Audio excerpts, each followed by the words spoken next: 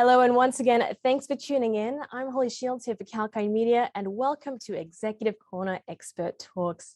In this edition, we'll be narrowing in on the critical minerals pioneer FYI Resources, a company which is quickly emerging as one of the key producers in the global market and is committed to developing its high purity alumina, that is HPA projects.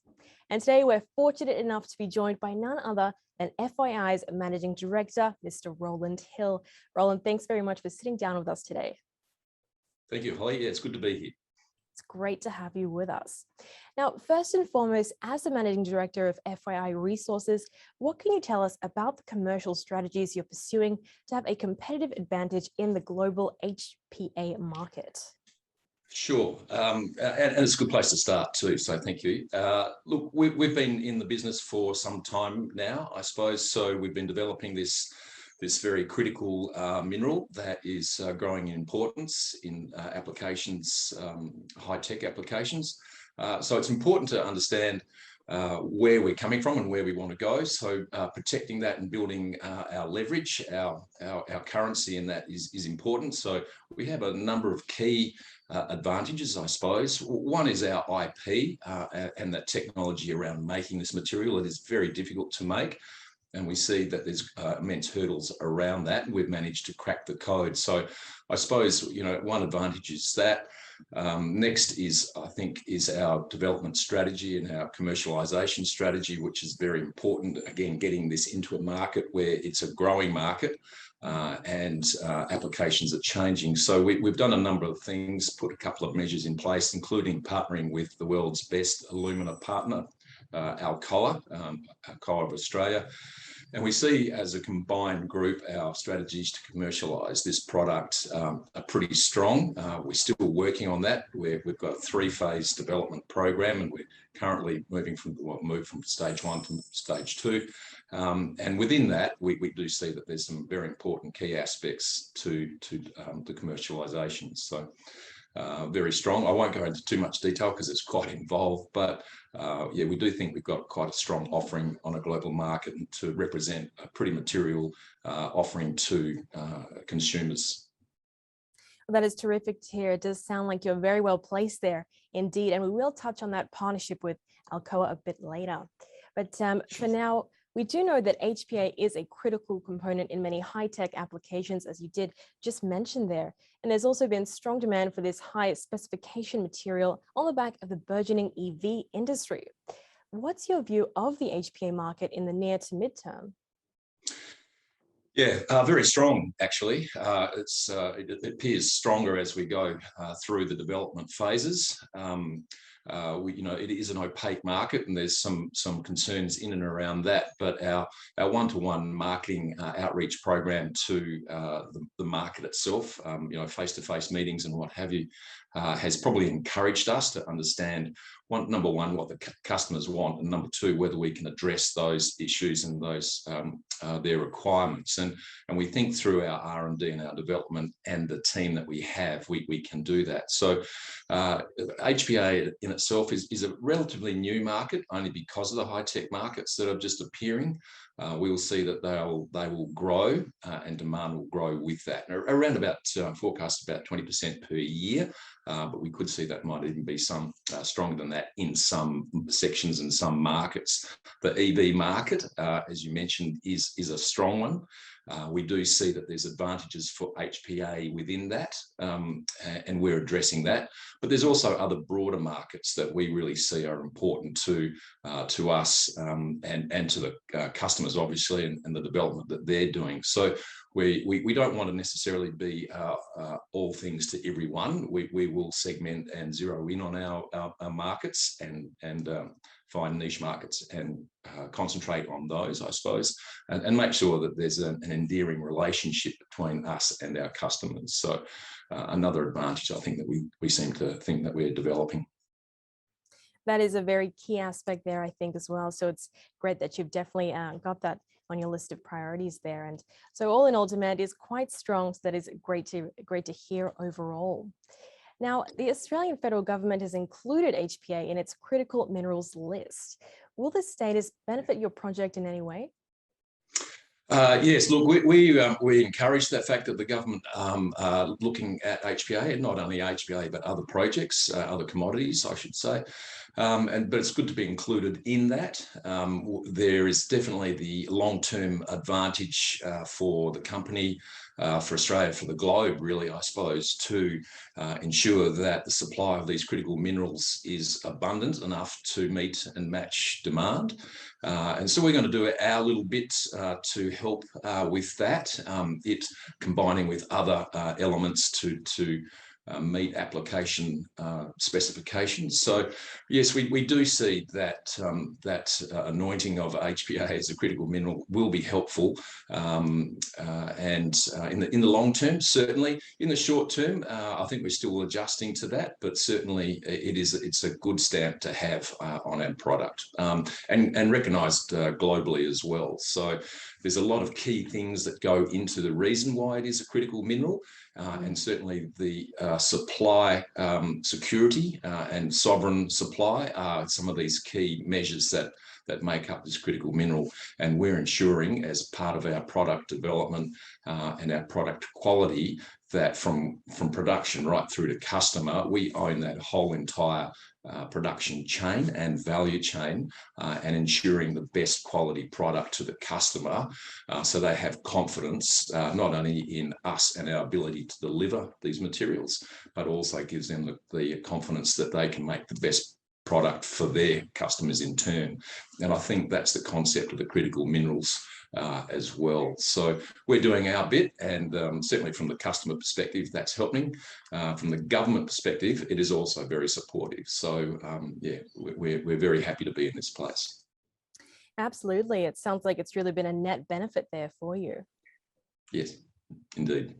Now, just to touch back on your partnership with Alcoa in developing the HPA project, what's been the strategy with this partnership?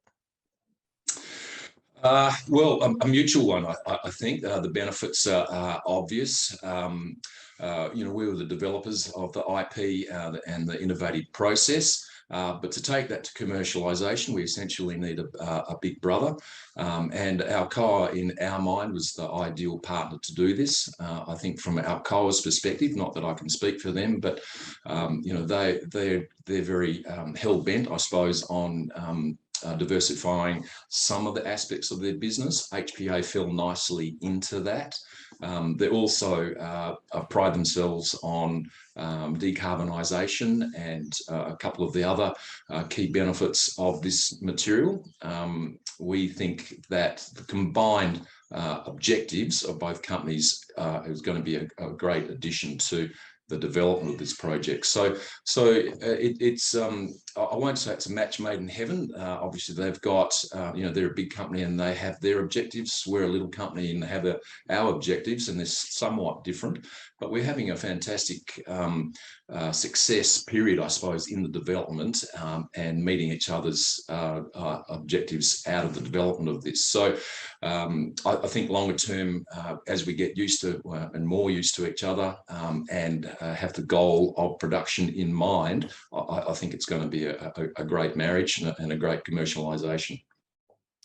That is terrific to hear. It does sound very promising for you there. And speaking of partnerships and collaboration, I understand that the joint development team has appointed Hatch Engineering just recently as engineering services provider. So I'd love to know, in what ways will Hatch assist in the project's development? Yeah, absolutely. So it is a key step for us. As I mentioned, we've got a well-defined three-stage development.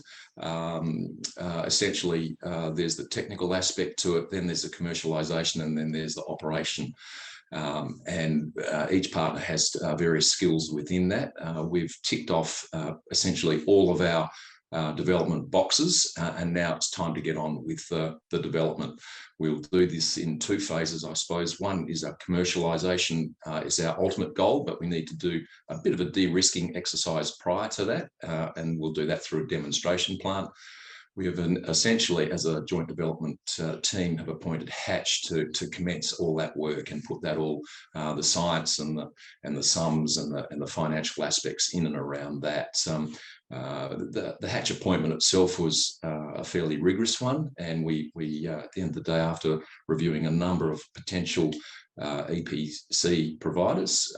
We settled on Hatch, I think, for the overall contributions of the development. So they've commenced. They're doing some fantastic work, and we'll see that the progress from here will snowball now that that's in sort of independently managed joint development hands. So yeah, we're looking forward to working closely with them as well.